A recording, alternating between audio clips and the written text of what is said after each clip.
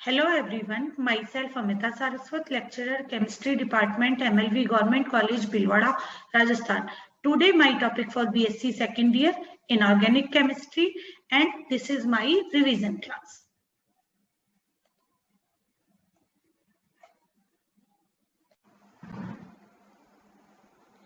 Hello. Good noon to all. Myself Amita Saraswat, lecturer chemistry department MLV Government College Bhilwara, Rajasthan. Today my topic is for BSc second year unit first. In continuation of that, properties of elements of first transition series.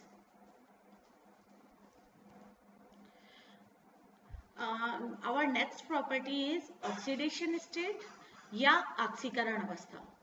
ऑक्सीकरण अवस्था की परिभाषा. किसी तत्व की ऑक्सीकरण अवस्था उस आवेश के बराबर होती है जो उस तत्व के परमाणु पर रह जाता है यदि उसके यौगिक के अन्य परमाणुओं को आयनों के रूप में उससे पृथक कर लिया जाए. फॉर एग्जाम्पल यहाँ पर हम मैग्नीशियम क्लोराइड ले रहे हैं. यहाँ पर हमें मैग्नीशियम की ऑक्सीकरण अवस्था ज्ञात करनी है. क्लोरीन को अगर इस यौगिक से अलग किया जाए तो क्लोरीन, क्योंकि मैग्नीशियम के कंपैरेटिवली ज्यादा इलेक्ट्रॉन नेगेटिविटी है इसकी, ये क्लोरीन माइनस के रूप में अलग होगा. तो और एक क्लोरीन अणु एक -1 के बराबर, तो दो क्लोरीन अणु -2 के बराबर, तो x - 2 = 0. इसलिए यहाँ पर मैग्नीशियम की ऑक्सीकरण अवस्था का मान +2 होगा. अगला एग्जाम्पल है सल्फ्यूरिक एसिड, जिसे हम H2SO4 के रूप में जानते हैं. यहाँ पर हम सल्फर की ऑक्सीकरण अवस्था देख रहे हैं. सल्फर के साथ में अगर हाइड्रोजन और ऑक्सीजन को अलग किया जाए तो यहाँ हाइड्रोजन तो +1 के रूप में निकलेगा जबकि ऑक्सीजन -2 के रूप में निकलेगा. इसीलिए यहाँ पर सल्फर की ऑक्सीकरण अवस्था निकालने के लिए जो इक्वेशन बनेगी वो होगी +2 + x + 4 × -2. ऑक्सीजन यहाँ पर 4 है और प्रत्येक अणु पर -2 आवेश है. ये इन सब पर कुल आवेश का मान 0 है. इसीलिए यहाँ पर जब हम x का मान ज्ञाते हैं तो वो +6 आता है, अर्थात यहाँ सल्फर की ऑक्सीकरण अवस्था का मान +6 होगा. संक्रमण तत्वों में 4s व 3d के ऊर्जा स्तर में बहुत कम अंतर होता है. अतः संयोजकता कोश 4s से इलेक्ट्रॉन निकलने के पश्चात 3d कक्षकों में उपस्थित अयुग्मित इलेक्ट्रॉन भी शीघ्रता से आयनित होकर निकल जाते हैं और इनकी ऑक्सीकरण अवस्था का मान बढ़ जाता है. यहाँ पर यह बात ध्यान रखने वाली है कि हमेशा पहले इलेक्ट्रॉन बाह्यतम कोश से निकलेगा. इसका मतलब क्या होगा, सबसे पहले 4s वाले इलेक्ट्रॉन निकलेंगे और उसके बाद में 3d निकलेंगे. लेकिन संक्रमण तत्वों में इन दोनों में अंतर बहुत कम होता है, इसीलिए ये दोनों इलेक्ट्रॉन साथ में निकल सकते हैं. इसी कारण संक्रमण तत्व उसमें विद्यमान अयुग्मित d इलेक्ट्रॉनों की संख्या के आधार +3 से +7 तक ऑक्सीकरण अवस्था को प्रदर्शित करते हैं. यहाँ देखिए ये एक टेबल है जिसमें तत्वों के नाम लिखे हुए हैं प्रथम संक्रमण श्रेणी के. उनमें नंबर ऑफ s इलेक्ट्रॉन और नंबर ऑफ d इलेक्ट्रॉन ये इसमें शो हो रहा है. जैसे कि स्कैंडियम में नंबर ऑफ s इलेक्ट्रॉन 2 है और d इलेक्ट्रॉन 1 है, क्योंकि इसका इलेक्ट्रॉनिक कॉन्फ़िगरेशन 3d1 4s2 होता है. इसी प्रकार टाइटेनियम में 2-2, वेनेडियम में 2 और 3, क्रोमियम में, क्योंकि यहाँ पर यह है अर्धपूरित कक्षक की वजह से 3d5 इलेक्ट्रॉनिक कॉन्फ़िगरेशन होता है, इसलिए यहाँ पर d इलेक्ट्रॉनों की संख्या 5 है जबकि s इलेक्ट्रॉनों की संख्या 1 है. मैग्नीज में s इलेक्ट्रॉन 2 और d इलेक्ट्रॉन 5. आयरन में देखिएगा यहाँ पर नंबर ऑफ अनपेयर्ड इलेक्ट्रॉन्स, क्योंकि 3d6 और 4s2 होता है, 3d6 होने से यहाँ पर एक युग्मित इलेक्ट्रॉन हो जाते हैं और बचे हुए अयुग्मित इलेक्ट्रॉनों की संख्या 4 हो जाती है. और s के 2 इलेक्ट्रॉन, कोबाल्ट में 2 और d इलेक्ट्रॉन 3.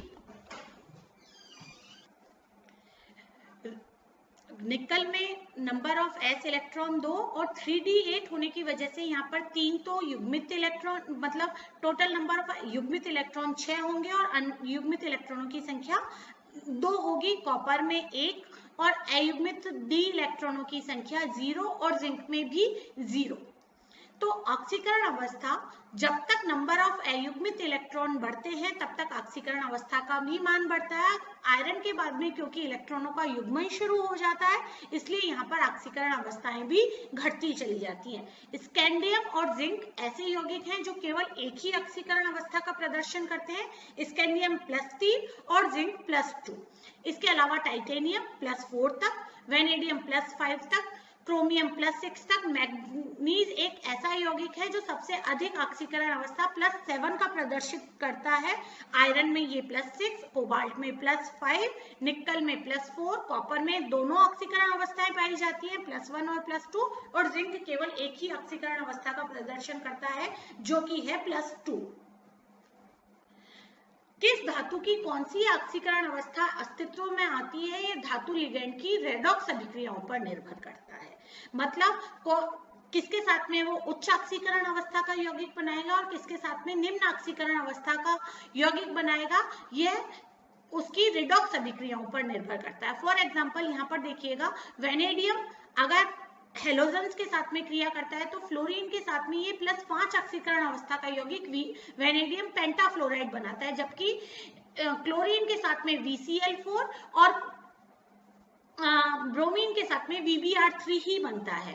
यहाँ पर एक सवाल ये भी हमेशा रहता है कि VBr5 नहीं बनता, VBr3 बनता है। इसका कारण यह है कि +5 ऑक्सीकरण अवस्था में वेनेडियम बहुत तीव्र ऑक्सीकारक होता है और इसके संपर्क में आने वाले ब्रोमीन व आयोडीन आयनिक अवस्था में नहीं रह पाते और तुरंत हेलोजनों के रूप में मुक्त हो जाते हैं और वेनेडियम +3 ऑक्सीकरण अवस्था में आ जाता है। मतलब जैसे ही VBr5 अगर हम बनाने की कोशिश भी करेंगे तो VBr5 स्टेबल यौगिक नहीं होगा, वो VBr3 और ब्रोमीन के अंदर टूट जाएगा। इसी तरह ऑक्सीजन, जिसकी भी विद्युत ऋणात्मकता का मान काफी उच्च होता है, वह भी छोटे आकार के कारण उच्च ऑक्सीकरण अवस्था वाले यौगिक बनाता है, जैसे कि वेनेडियम के साथ में वेंडेट आयन VO4 3-, जिसमें वेनेडियम की ऑक्सीकरण अवस्था का मान +5 होता है।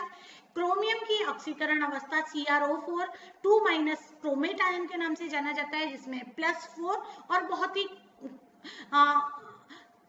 सामान्य सा यौगिक है मैग्नेट आयन MnO4-, जिसमें कि ऑक्सीजन की इसकी मैग्नीज की ऑक्सीकरण अवस्था का मान +7 होता है। अम्लीय माध्यम में निम्न ऑक्सीकरण अवस्था स्थायी होती है, जबकि क्षारीय माध्यम में उच्च ऑक्सीकरण अवस्था का स्थायी होती है MnO4-, मतलब ये आयन क्षारीय माध्यम में स्थायी होगा, जबकि अम्लीय माध्यम में ये कॉपर इलेक्ट्रॉनिक कॉन्फ़िगरेशन इसका जैसा कि हम जानते हैं 3d10 4s1 होता है।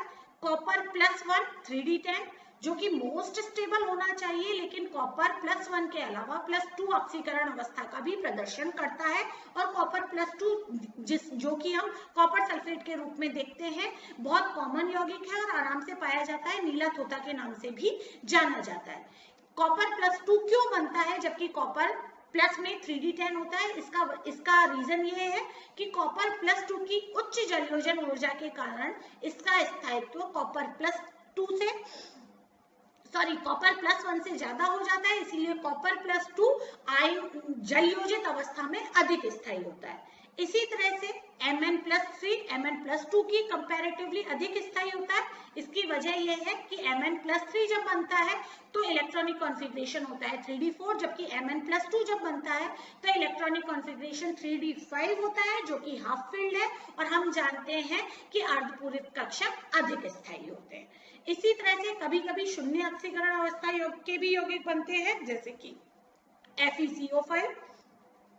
और एक आखिरी बात, ऑक्सीकरण अवस्था बढ़ने के साथ यौगिक के सहसंयोजक गुणों में वृद्धि होती जाती है। मतलब अगर हम MnO की बात करें, जहां पर मैग्नीज की ऑक्सीकरण अवस्था का मान +2 है, तो यह एक प्योरली आयनिक यौगिक होता है। लेकिन जैसे जैसे MnO2 जहां पर ऑक्सीकरण अवस्था का मान +4 होता है, यह उभयधर्मी यौगिक होता है। जबकि MnO3 जहां मैग्नीज की ऑक्सीकरण अवस्था का मान +6 है, यह सहसंयोजक हो जाता है। यहाँ पर हम वैसे भी फायन रूल से भी इस नियम को समझा जा सकते हैं कि जैसे जैसे धनायन पर आवेश आवेश का मान बढ़ता जाता है, उसकी ध्रुवित करने की क्षमता बढ़ती जाती है और उसमें सहसंयोजक गुणों में वृद्धि होती जाती है। तो ये सब ऑक्सीकरण अवस्था के कंक्लूजन है। Thank you.